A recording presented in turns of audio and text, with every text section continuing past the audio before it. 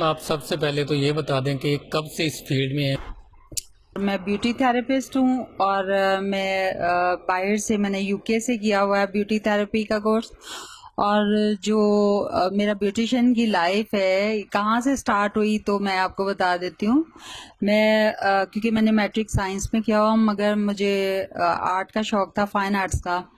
तो मैं एनसीए में जाना चाहती थी और मैं फिर इसलिए इस आर्ट की फील्ड के अंदर आई। और रंगों से मुझे शुरू से ही प्यार है। आई डोंट नो मगर बचपन से मुझे अब तक अगर मैं देखूं तो मैं जितना अपना पॉकेट मनी होता था क्रेयॉन कलर्स ले लेने या वाटर कलर्स ले लेने और इनसे खेलने का शौक था। और मुझे रंग हमेशा से ही पसंद है। तो वो ही जिंदगी का आगे आके बन गया, कहना चाहिए लाइफ में करियर भी बन गया। अनफॉर्चुनेटली बना बिकॉज मैं एक बनना चाहती थी आर्टिस्ट, मुल्क का नामवर आर्टिस्ट लाइक सादकैन। मगर अल्लाह ताला को मंजूर होता है जैसे आपने जो उसने पसंद किया हो आपके लिए काम वो बन जाता है इंसान।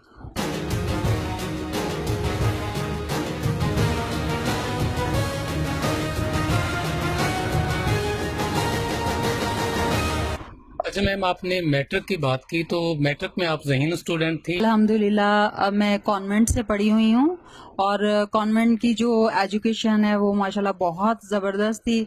और हम लोगों की बहुत अच्छी ग्रूमिंग भी हुई है। और क्योंकि हमारे उधर प्रॉपर तरीके से मैनर्स सिखाए जाते थे, बोलने का, उठने बैठने की तमीज़ कैसे होनी चाहिए। अच्छा मैम ये बता दें कि गर्मियों और सर्दियों के मेकअप में कुछ फ़र्क होता है? हाँ जी, बिल्कुल होता है, क्यों नहीं होता। लाइक आप जब आप गर्मियाँ होती हैं तो आप देखेंगे बहुत ज़्यादा स्वेटिंग होती है, बहुत पसीना आता है और जो होता है मेकअप नहीं ठहरता कुछ लोगों का। मगर मैं हमेशा से लोगों को कहती हूँ, मैं एफएम पे भी जब प्रोग्राम कर रही होती हूँ तो मैं यही चीज़ बताती हूँ कि आप अपनी स्किन का बहुत केयर करो। अगर आप अपनी स्किन को नहीं लुक आफ्टर करोगे तो आप देखिए कि सर्दियों में भी वो रेजिस्ट करेगी। कैसे करेगी? क्योंकि जब गर्मियाँ होती हैं तो बहुत ज़्यादा पसीने से सब नमकियात और सब vitamin mineral each and everything आपसे डिटॉक्स हो जाती है आपकी बॉडी से। अब जब ये चीज़ें निकल जाती हैं तो आप उसको दोबारा से मॉइस्चराइज नहीं कर रहे। क्योंकि गर्मियों में अमूमन लोगों को मैंने देखा है कि वो कहते हैं कि लोशन नहीं यूज़ करना या हमने फेशियल नहीं करवाना। मगर आप देखें कि फेशियल ज़रूरी है करवाना और उसके बाद उसको मॉइस्चराइज करना भी ज़रूरी है। आप ये देखें कि अगर आप अच्छे तरीके से गर्मियों में अपनी स्किन को केयर करेंगे तो फिर आपका जो सर्दियों में आके वो हमेशा स्किन बहुत अच्छा रिप्लाई देती है और रिस्पॉन्स देती है। ना तो उसमें कट्स पड़ते हैं और ना ही वो डिहाइड्रेट होती है, ना ही रंग काला होता है अगर आपने गर्मियों में उसको मॉइस्चराइज प्रॉपर तरीके से किया। क्योंकि जब आप देखिए डिहाइड्रेशन का शिकार हो जाती है तो फिर सर्दियों में आके ड्राइनेस और खुश्की का शिकार हो जाती है। इसी तरह जब मेकअप आप करते हो गर्मियों में, अगर आपने अच्छी स्किन केयर की हुई है तो फिर आपका मेकअप भी स्टे करेगा। अदरवाइज अगर आपकी स्किन नहीं अच्छी, नहीं आप अपना स्किन का केयर करते तो जितना मर्जी एक्सपेंसिव मेकअप आप कर लो वो लॉन्ग लास्ट नहीं करेगा और फट जाएगा आपकी स्किन के ऊपर। अब आ गई सर्दियों की बात। सर्दियों में ये होता है कि आप कोई भी चीज़ आप फाउंडेशन में लगा लें तो वो स्टे करती है बिकॉज आपका वेदर उस तरह का हुआ होता है, ठंडा होता है और जिससे वो स्टे कर जाती है, लॉन्ग लास्ट करती है।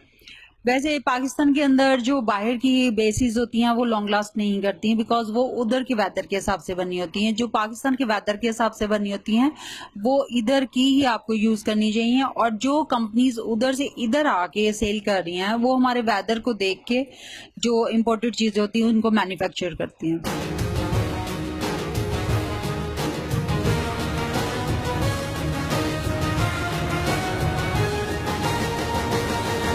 अच्छा मैम ये बता दें कि कुछ लोगों की जिल्द पे धब्बे बन जाते हैं, उस हवाले से आप क्या कहेंगी?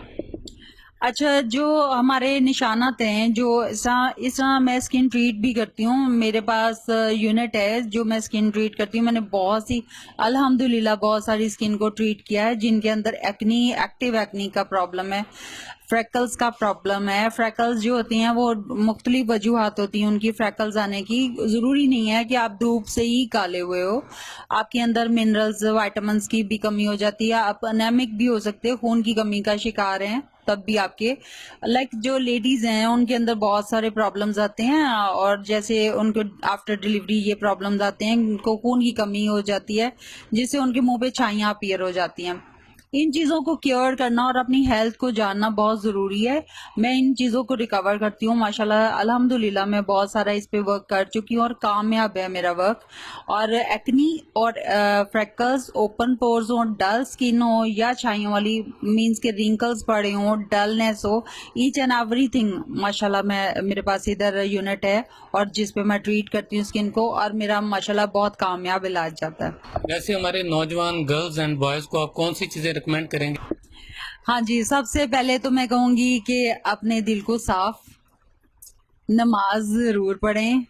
आप कोशिश करें कि फ़र्ज़ नमाज ही अदा कर लें और अपने दिल को साफ रखें। अपने अंदर से जो हम ठीक है, हम फरिश्ते नहीं हैं, मगर हम ट्राई तो कर सकते हैं एक अच्छा इंसान बनने की।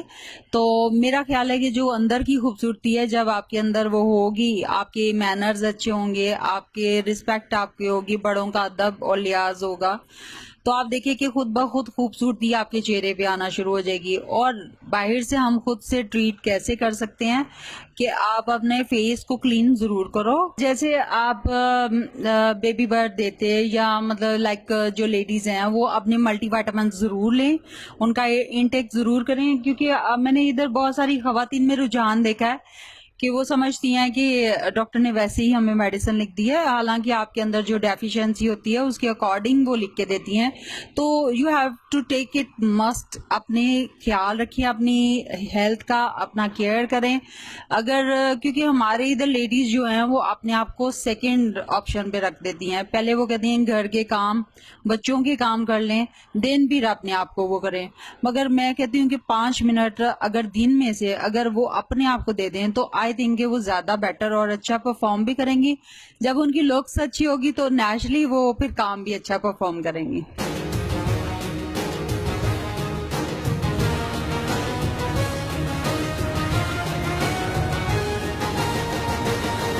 अल्लाह ताला की बनाई हुई खूबसूरत शक्लें हैं, उनमें रंग भरना है। क्या आप उन शक्लों को बहुत ज्यादा खूबसूरत भी बना देती हैं, और बल्कि कुछ लोग तो धोखा भी खा जाते हैं, इस हवाले से क्या कहेंगे? मैं कोई बड़ा बोल नहीं बोलना चाहती, मगर अल्लाह पाक ने मुझे ये हुनर नवाजा है कि मैं जो शक्ल होती है उसको टोटली जो है वो चेंज कर देती हूँ। और जो मेरा क्लाइंट है या जो देखने वाले हैं वो मुझे यही बात कहते हैं कि किसी दिन आपके ऊपर किसी ने केस कर देना कि आप धोखा देते हो। मगर देखिए, जब आपका एक डे होता है और आप जो एक लड़की की विश होती है कि मैं अच्छी लुक दूं और फॉर एवर उसकी तस्वीरें और सब कुछ जाना होता है, तो फिर मेरा होता है कि उसकी जो विशेज हैं उनके ऊपर वो पूरी उतरे और फिर वो खूबसूरत भी लगे, उसका सारा हमेशा वो सारी उम्र याद करे कि किसी ने अच्छा काम किया उसके ऊपर। आपने कहा मैं एफएम पे काम करते रही हूँ, तो वो एक्सपीरियंस कैसा लगा आपको? माशाल्लाह मेरा एक्सपीरियंस बहुत अच्छा है। और आप देखेंगे जब ऐसा नॉन स्टॉप बोलना और मतलब ब्लाइंड, जब आपके सामने ऑडियंस नहीं है तो आपको बोलना आ जाता है अदरवाइज पहले ये लगता है कि हम किससे बातें करें। मगर ये गुड एक्सपीरियंस है और I like it very much. और लाइव जो है इंटरव्यू मैं वो बहुत पसंद करती हूँ, क्योंकि लाइव में आपको लगता है कि ये सारे ऑडियंस आपके साथ हैं, वो सुन रहे हैं, और मींस के बहुत अच्छा लगता है। और फिर बहुत रिप्लाई आता है, क्वेश्चंस आते हैं, बहुत सारी लेडीज के मेरे पास बच्चियों के क्वेश्चन आते हैं, इवन दो के बॉयज के भी आते हैं। अच्छा, उपटन के अलावा कोई और भी आपके प्रोडक्ट्स हैं? हाँ जी बिल्कुल, हमारे पास ऑयल है, हमारा एलोरा के नाम से मिरिकल ऑयल है, एलोरा मिरिकल उपटन है। और उसके साथ साथ मेरे पास आई शेड्स हैं, बेस है, जो ब्राइडल ब्यूटिशियन बेस होती है वो है, हम बहुत अच्छी माशाल्लाह से, और बहुत अच्छी और आउट क्लास लुक है उनकी। और अभी हम क्लास भी कराने जा रहे हैं 17 मई को इंशाल्लाह। उसके अंदर हम इसको बनाने का, काम करने का तरीका भी बताएंगे। ये पूरी एजुकेशनल क्लास है, क्योंकि मैंने जो ब्यूटी के बारे में पढ़ा है, मैंने भी एक थ्योरी के साथ पढ़ा है, लाइक इसको एजुकेशन के तौर पे लिया है। और मेरी बाकायदा से इतनी अच्छी मोटी मोटी बुक्स हैं जिनको मैंने स्टडी किया है, उसके अंदर साइंस भी आ जाती है, आर्ट भी आ जाता है, उसमें सब कुछ आ जाता है। तो जब मैं इन चीज़ों को पढ़ के मैं आई हूँ तो मैं जो एजुकेशन के साथ हूँ, और मैं समझती हूँ कि ये जो डॉक्टर्स या इनसे भी ज़्यादा जो ब्यूटिशियन है वो रिस्पॉन्सिबल हो जाती हैं एक डॉक्टर से।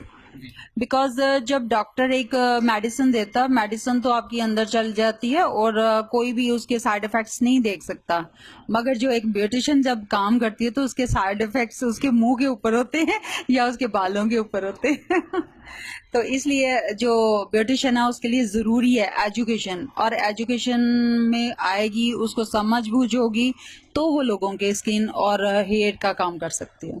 इन द एंड आप कुछ कहना चाहें जो लोग अपनी स्किन से मायूस हैं, उन्हें क्या पैगाम देना चाहेंगे?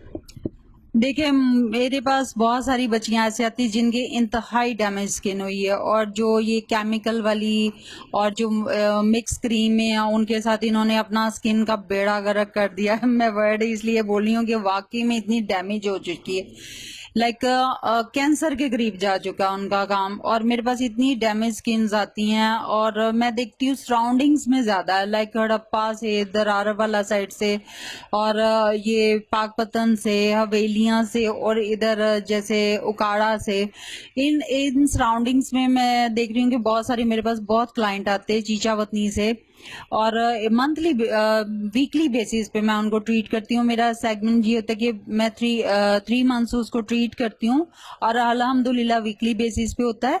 और ये बाकायदा से मैं आपको गारंटी के साथ करके देती होती हूँ कि आपकी ये जो प्रॉब्लम है वो वापस नहीं आएगी। और अल्लाह का शुक्र है, मैंने जिन जिन बच्चियों को ट्रीट किया, लाइक उनकी स्किन का ट्रीटमेंट दिया है, अल्हम्दुलिल्लाह आज तक मुझे दोबारा से वो नहीं आई। हमेशा थैंकफुल ही आती हैं और कहती हैं कि अब दोबारा से हमारे फेस पे वो दोबारा प्रॉब्लम नहीं आया।